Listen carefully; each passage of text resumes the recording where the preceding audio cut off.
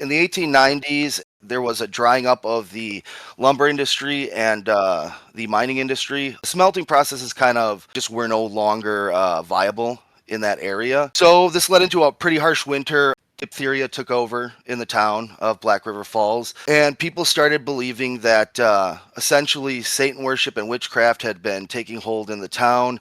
Just to name some cases, we had an elderly lady of her 60s. She discovered a small sore on her back and believed it to be cancer.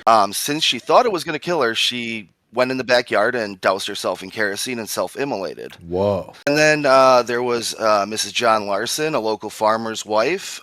She believed the devil was coming after her. She felt that the only way to make it stop was to take her children, her 3 children, with her and drown them all together. Oh my goodness. Then there was a case of Sarah Smith. She essentially was in a trance, is what they say.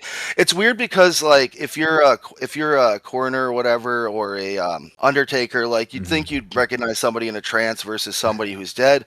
Right. Well, they thought she was dead. She had the misfortune of being buried alive. Somehow they dug her up, and when they dug her up, she had bitten off half of her fingers, off of her hand, and she was dead at that point. But yeah, pretty grim stuff. There's tons and tons and tons of just these stories in this town, and it makes you wonder, like, was there actual, like, witchcraft going on in this town?